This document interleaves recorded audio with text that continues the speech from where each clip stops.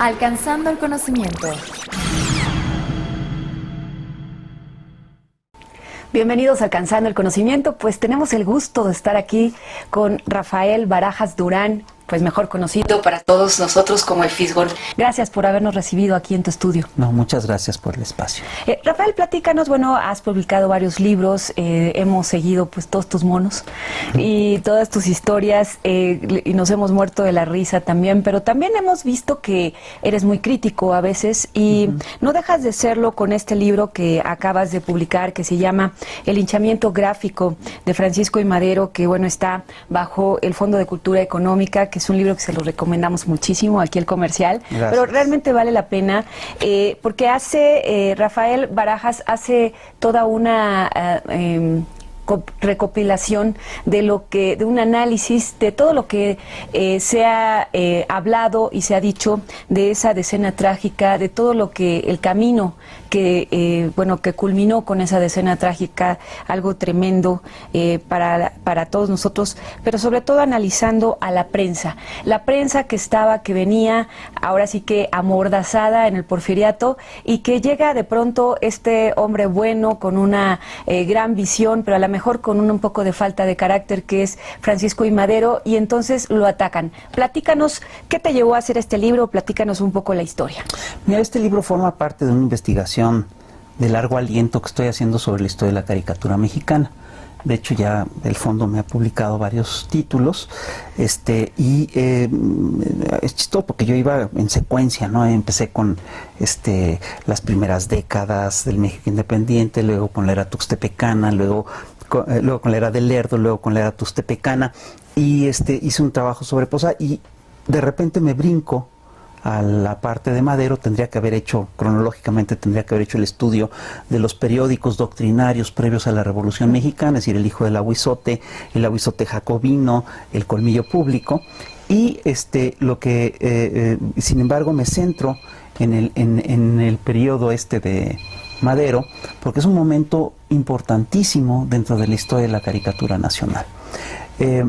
Nunca antes ni nunca después se publicaron tantas revistas de caricaturas como en este periodo. Se calcula que hubo 16 y todavía siguen apareciendo títulos, ¿no? Y obviamente hubo esta oleada de revistas de caricaturas implicó un cambio cuantitativo y cualitativo.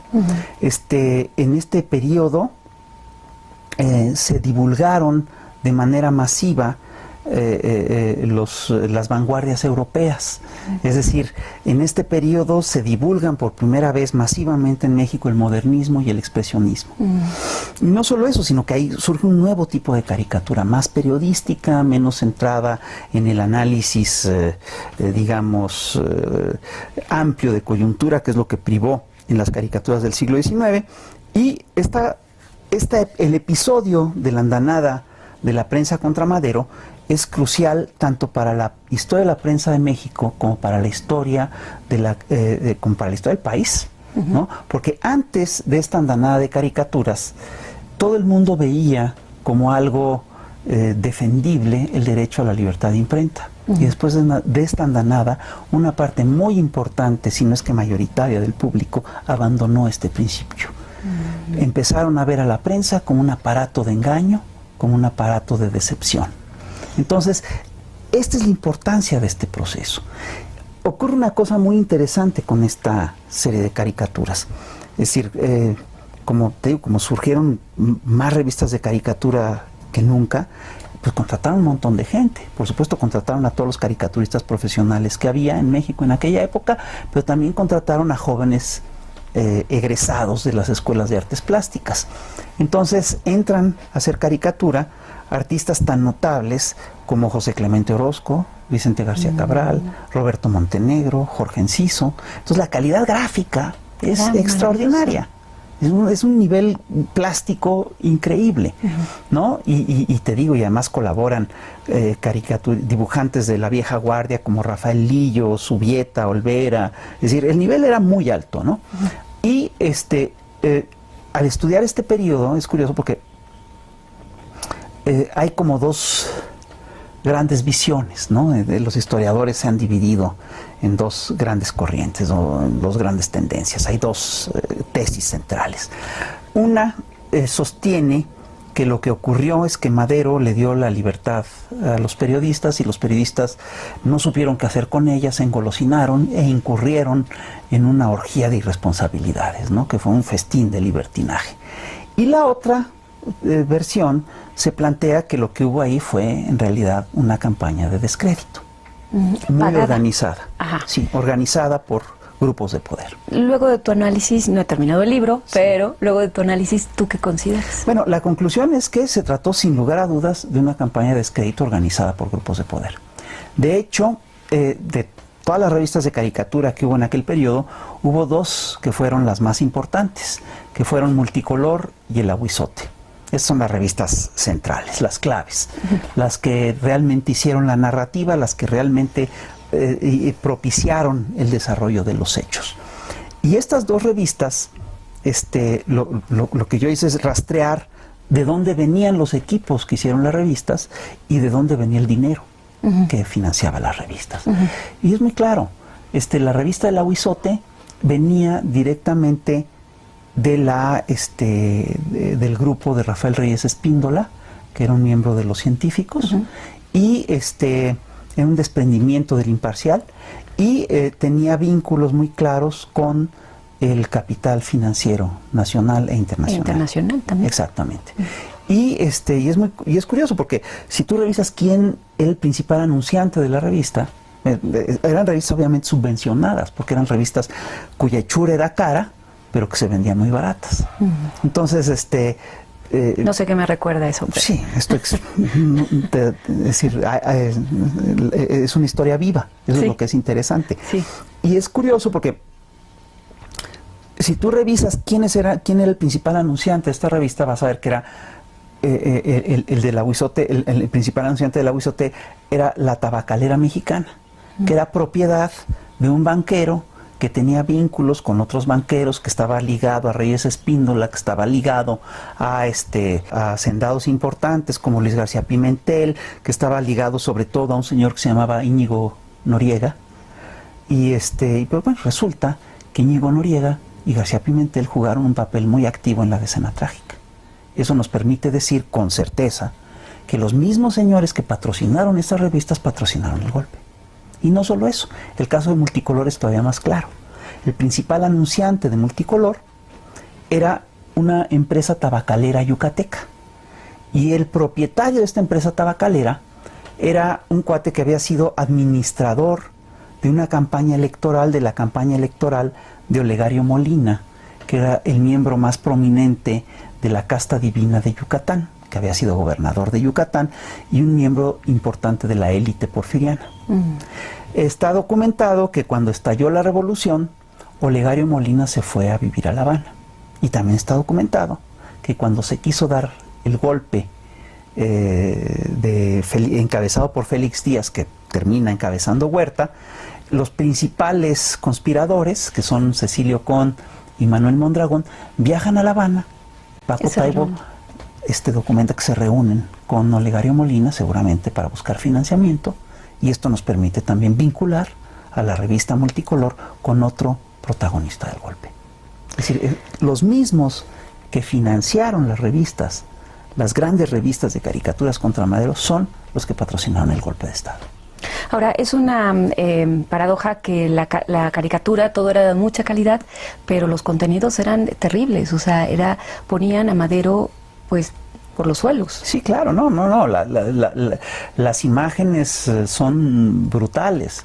Es decir, hay caricaturas contra Madero que yo no me atrevería a reproducir, que nadie reprodujo en el resto del siglo XX, ¿no? Hay una en la que lo acusan directamente de impotencia y muchas lo ponen vestido de mujer, lo ponen como una enloquecida bailarina de zarzuelas, es de flamenco, es decir, son muy, muy agresivas. Y obviamente esto tenía una intención. La intención era minar la popularidad de Madero. Si tú revisas estas revistas, te das cuenta que había una narrativa muy establecida. Es decir, en una primera ojeada sí te da la impresión de que es algo muy caótico, ¿no? De que sí se tomaban muchas libertades y que había muchos excesos, etcétera. Pero si ya empiezas a ordenar las imágenes por temas, el discurso por temas, te das cuenta que era una narrativa preestablecida y casi desde el principio, ¿no? Iban contra él y contra el hermano. Pero sobre todo contra él. Contra el hermano se meten cuando se dan cuenta que el hermano es menos ingenuo que Madero y que es una figura política de miedo y de respeto. Pero el ataque está muy estructurado y es chistoso porque se parece muchísimo a las campañas que hemos visto en décadas recientes, ¿no? Es decir, ¿de qué acusan a Madero?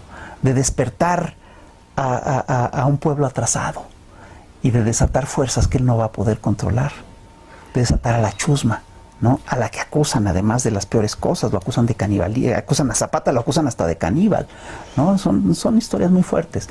Y a Villa, bueno, menos, fíjate, se meten menos con Villa, y eso con que Zapata Villa es tenía tremendo. su historia. Sí, pero la campaña se centró más en Madero y después en Zapata. Y luego es curioso porque sí traen. Y luego la narrativa está muy estructurada. Te digo, Madero es un irresponsable, Madero no está a la altura de la situación, le faltan pantalones, en realidad es una mujer, es decir, cosa que en aquel momento era terrible, ¿no? Es decir, no nos vamos a dejar gobernar por una presidenta, ¿no? Aunque tenga piocha, ¿no? Es una cosa brutal, es decir, para los cánones de la época es de una violencia increíble, ¿no? Y también, por supuesto, lo acusan de loco, lo acusan de ambicioso, lo acusan de haber entregado al país, lo terminan acusando de dictador, de violentar los derechos humanos. Es básicamente la narrativa que se sigue utilizando hoy. También hemos visto que en algunos análisis y algunos historiadores también, y sobre todo los críticos de Madero, siempre lo califican de débil, siempre lo llaman de que no estaba preparado, que era pues un fifí llegado ahí a la política y no sabía ni dónde estaba. Mira, yo lo que creo es que Madero era un hombre lleno de contradicciones. Es decir, por un lado venía de las clases altas, sin lugar a dudas, era miembro de una familia oligárquica porfiriana de Coahuila, una de las familias ricas del país, ¿no? Pero también tenía un impulso revolucionario auténtico. Y es muy curioso porque la gente, o muchos historiadores no han visto o no enmarcan a la Revolución Mexicana dentro de las lógicas de las revoluciones sociales del siglo XX, y fue una revolución social, y de hecho fue una revolución en muchos sentidos encabezada por grupos socialistas de mucho tipo. Para el grueso de la población, el arquetipo de la revolución socialista es la revolución soviética, pero se olvida con frecuencia que a principios del siglo XX el socialismo tenía muchas corrientes y muchas fracciones. Estaban los marxistas, por supuesto, estaban los anarquistas, por otro lado, que eran los dos grandes corrientes, pero también había un abanico de socialistas utópicos, entre los cuales estaban los furreristas que acabas de mencionar. Y si tú revisas la Revolución Mexicana, los principales caudillos de la Revolución Mexicana eran sobre todo anarquistas o furreristas. Por ejemplo, Zapata, tú revisas su programa y es una herencia directa de los programas de Fourier. Es un proyecto idílico, comunitario, etcétera, y de ahí salió la figura del ejido, ¿no? Ligado a la tierra, además eso era Fourier totalmente, ¿no? Y Madero, y esto no se ha dicho con la suficiente insistencia, Madero era espiritista, pero no era cualquier tipo de espiritista. Era discípulo de Allan Kardec, que era a su vez discípulo de Charles Fourier. Entonces era un fourierista de tercera generación, pero un fourierista. Y Madero, de hecho, escribe un manual espírita en el que él habla del advenimiento de una era mejor y de una era en la que el proletariado será mejor cuidado, etcétera. Están las ideas. Están las ideas. ¿No? Ahora, otra cosa es que también tenía una carga, el peso de la familia y todo ese rollo, digo, eso está clarísimo, ¿no? Ahora, era un hombre lleno de contradicciones, y sobre todo, lo que yo creo que le pasó es que no tenía un equipo, las herramientas teóricas para entender lo que pasaba, cosa que Lenin sí tenía, y te lo voy a poner muy claro. En la Revolución Mexicana y en la Revolución Soviética hay un periodo de dualidad de poderes en las dos. Es decir, son momentos muy delicados en la historia en la que hay dos poderes constituidos que tienen el mismo peso y que los dos se sienten con legitimidad, se están peleando la legitimidad. Lenin, cuando Lenin se enfrenta en el periodo de dualidad de poderes, sabe inmediatamente qué hacer. Él recurre a un viejo texto de Marx y dice, saca las famosas tesis de Abril, en las que dice, bueno, esto es un periodo de dualidad de poderes y aquí solo puede salir victoriosa una de las facciones. Entonces toma una serie de decisiones y decide, toma una serie de acciones que le permiten permanecer en el poder. Y Madero ni se da cuenta que está en un periodo de dualidad de poderes. No lo sabe. No tenía cómo saberlo. No tenía las herramientas teóricas, nunca leyó a Marx, nunca supo lo que era la dualidad de poderes. Lo meten en un periodo de dualidad de poderes y lo manejan como una marioneta. Y el que sí entiende que está en un periodo de dualidad de poderes era su contrincante, que es Francisco León de la Barra, que era el presidente interino. Él sí entendía perfectamente lo que estaba en juego. Madero no. Entonces Madero empieza a hacer toda una serie de concesiones que no debía haber hecho. La gran fuerza de Madero estribaba en el hecho de que venía de una revolución victoriosa y era el líder victorioso de una revolución triunfante. Tenía todo un respaldo. Tenía un ejército. Un ejército. Y la otra fuerza de Madero era su enorme popularidad. Entonces, lo que hacen los miembros del viejo régimen es, por un lado, quitarle el ejército popular y empiezan a operar desde el primer día, empiezan a operar para dividir a su gente, para meter cizaña, para partirle para quitarle los lazos con la gente, con el pueblo armado. Y la otra cosa que hacen es minarle su popularidad. Y la popularidad, esta segunda parte la hacen sobre todo a través de la prensa y sobre todo a través de las revistas de caricaturas. Lo que hacen es que acaban con su imagen. Tenía buena imagen, se la acabaron. Y lo que hacen con el ejército es muy impresionante, porque hacen que se pelee con Pascual Orozco, hacen que se pelee con Zapata, lo hacen bien. Ellos sí saben que están en un periodo de dualidad de poderes, ellos sí saben lo que está ocurriendo. De la Barra y todos sus amigos saben cómo establecen una guerra de posiciones para ir quitándole plazas a Madero. Y Madero no se da cuenta, o por lo menos parece que no se da cuenta, y lo pagó con la vida. Sí, sí. ¿Qué te hace pensar cuando tenemos un presidente que llega pues con muy popular, que jugó 3 veces las elecciones, que pues se confrontó con una oposición, más bien él era oposición y con gobiernos difíciles, con todo un sistema, y que quiere hacer cambios y de pronto antes de cumplir un año se le exige demasiado, ¿no?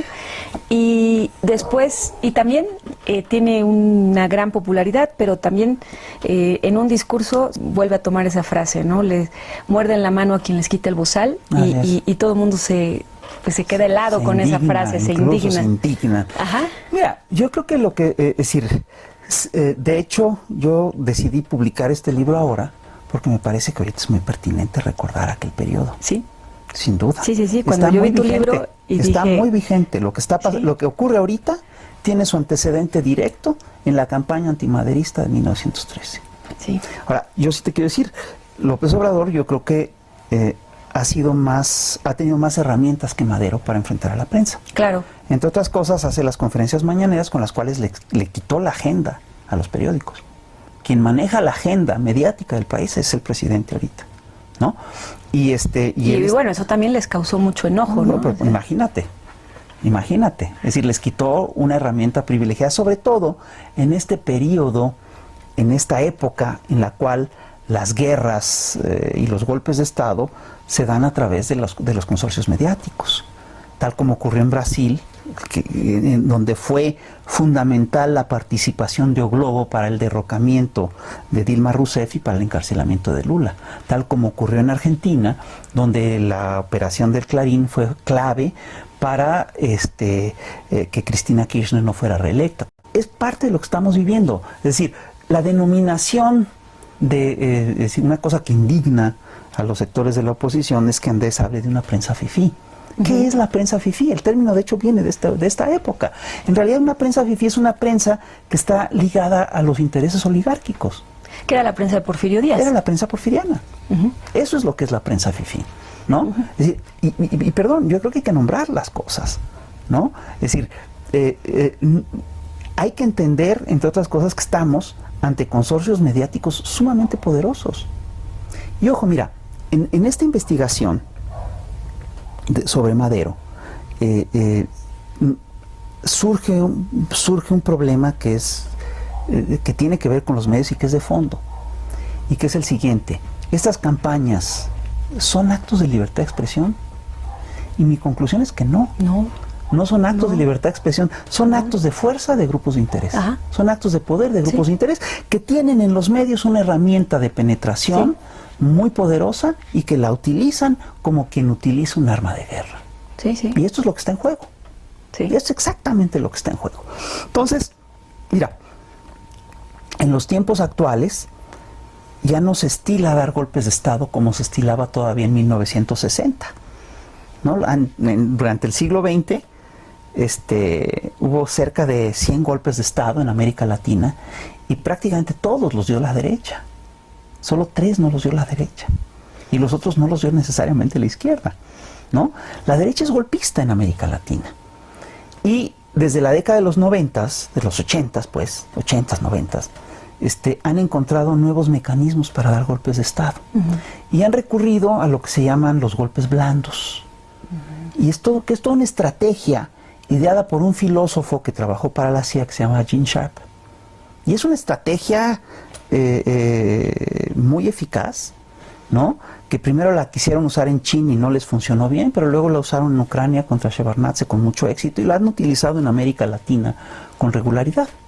Y la estrategia tiene 5 fases. Tú me dirás si estamos en eso o no. La primera fase es la fase lo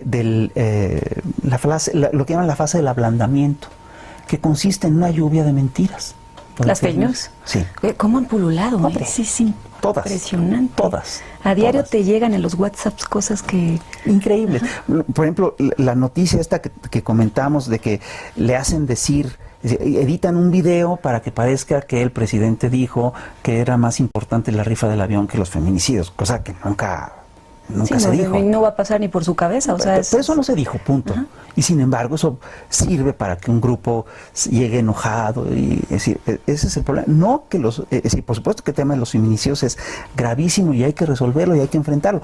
Pero no es un tema fácil de resolver, porque tiene que ver con muchas cosas. Es decir, tiene que ver con cuestiones culturales, tiene que ver con cuestiones económicas. Es decir, es un tema realmente muy complejo. Que cuando salió a la luz fue con las muertes de Juárez, ¿te acuerdas? Y hace ya cuántos años y la cosa no ha parado. No ha parado. Y salió a la luz porque ya venía de antes. Sí, todavía. claro. No, pero además no se nos olvide, vivimos en un país machista. Hace poco, una estudiante mexicana que está radicada en Inglaterra publicó en varios medios, entre ellos en Nexos, el resumen de su tesis, creo que es de doctorado, de maestría, no recuerdo. Pero la tesis es fantástica, porque en esa tesis le hace 33 entrevistas a miembros de cárteles. Entonces revisa, los estudia y ve cuál es el origen de la violencia. Y bueno, lo que arroja es muy fuerte y tiene mucha lógica. Dice que parte de la violencia, una parte importante de la violencia tiene un origen económico, tiene un origen en la pobreza. Es decir, la gente está arrojada a la desesperación y bueno, pues empieza a delinquir, ¿no?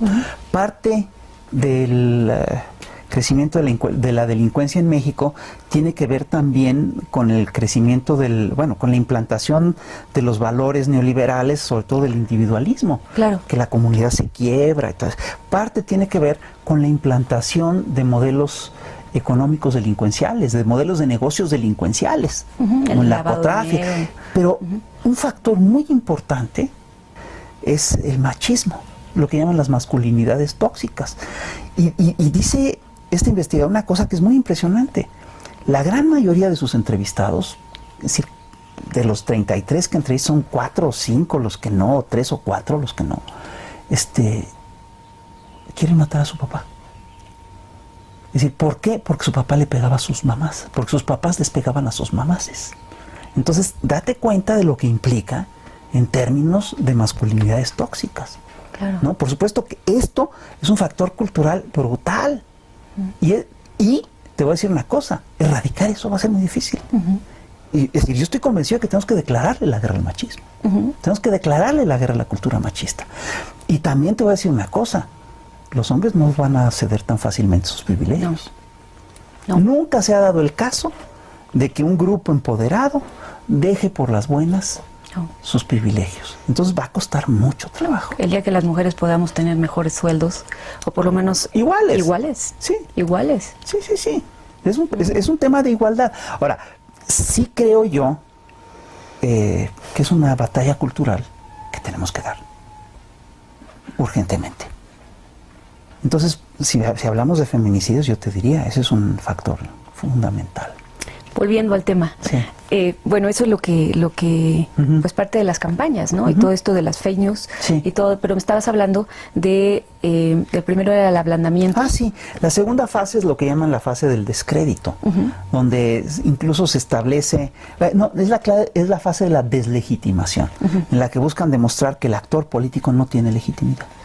Por ejemplo, el discurso famoso de que Andrés ganó con 30 millones de votos, pero somos 120 millones de mexicanos, entonces, Ese por lo es, tanto, es parte de eso.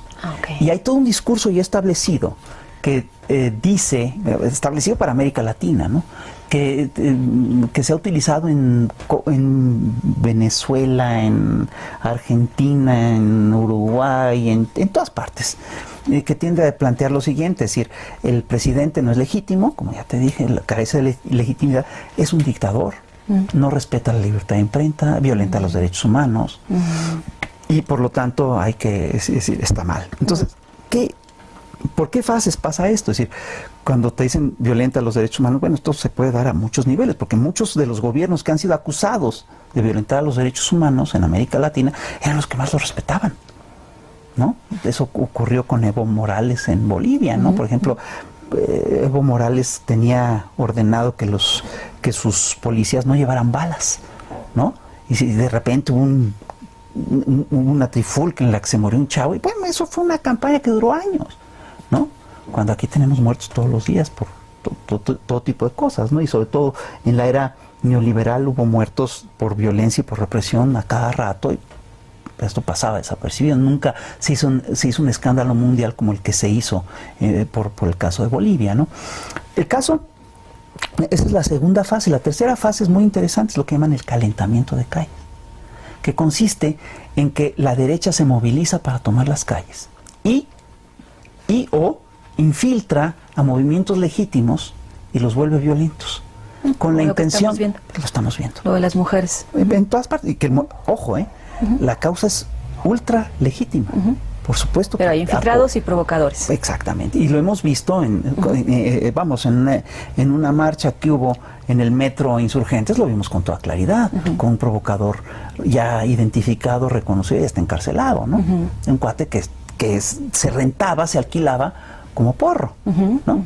Y que además hace un acto espectacular. Está un locutor dando una cosa al aire y en vivo le golpea la nariz, ¿no? Le rompe la nariz, lo deja tirado. Bueno, es claramente un caso de una provocación, de calentamiento de calles. Y lo que buscan en estos casos es muy sencillo: buscan que se desate la represión para poder decir, sí, mira, es un gobierno violento, represor, es una dictadura, en fin, esto es claro. La cuarta fase es ya lo que es la fase de la desestabilización, en la que se utiliza la guerra legal, el lawfare, y por ejemplo la lluvia de amparos, por ejemplo, son rutas legales, ¿no? Se utiliza el lawfare y se buscan acciones para desestabilizar al gobierno, ¿no? También estamos en esa fase. Sí. La quinta fase ya implica la intervención de actores extranjeros. Uy. Como por ejemplo, desde una amenaza de un gobierno de subirte aranceles hasta las caravanas migratorias. Y no te estoy diciendo que no haya razones para que la gente migre, pero nunca habían emigrado en estas caravanas. En fin, pues estamos en este momento, yo creo que debemos de ser muy conscientes. Y platícame por último, tú siempre has sido un hombre de izquierda y estás justamente en un movimiento con Morena. Hablando de manera general, ¿la izquierda tiene viabilidad en México? tiene viabilidad Morena, se convertirá en otro partido. A ver, te voy a plantear lo siguiente. Lo que ya no tiene viabilidad es el neoliberalismo. Y de hecho, nos está llevando a una crisis humanitaria sin precedentes. Sí. Está amenazando con acabar con el planeta. Deja tú eso. Está amenazando con acabar con el planeta. Sí. El cambio climático es sin lugar a dudas resultado del modelo de saqueo sistemático de los recursos naturales de la población y de este modelo de negocios a corto plazo en los que no importa el futuro, sino que importa solo la ganancia inmediata. Entonces, eso es lo que tenemos que entender. Lo que ya no tiene posibilidades de seguir funcionando es el neoliberalismo. Entonces, ¿qué izquierda podemos construir? Bueno, yo creo que tenemos que construir una, yo creo que tenemos que construir la izquierda posible. ¿Qué quiere decir eso? Vamos a tener que negociar un montón de cosas con la realidad. Yo creo que tenemos que hacer un proyecto social viable, tenemos que buscar cumplir con las viejas demandas de la izquierda de salud, de educación para todo el mundo. Tenemos que buscar una sociedad más justa que limite las extraordinarias ganancias de los grupos oligárquicos que la verdad son insultantes. Se calcula que los 10 hombres más ricos, creo que hasta menos, los 7 hombres más ricos del planeta tienen más dinero, más riqueza que el 50% más pobre del planeta. Eso no es sostenible. Pues apenas se dijo justo en la cumbre de Davos. Así es. Justamente eso, y que no sabían ni para qué ocupar todas esas ganancias. Pues no, entonces eso es lo que está en juego. Entonces, si tú me dices si la izquierda es viable, sí, claro. Por supuesto que mucho más viable que lo que ha impulsado hasta ahorita la contrarrevolución neoliberal. Pues muchísimas gracias. No, al contrario. Me encantaría seguir platicando en otra ocasión contigo. Claro que sí, con mucho gusto. Y pues gracias por esta entrevista y pues disfruten el libro El linchamiento gráfico de Francisco I. Madero. Se los recomendamos mucho. Gracias a todos ustedes por estar aquí con nosotros en Alcanzando el Conocimiento, una herramienta vital. Hasta la próxima. Alcanzando el conocimiento.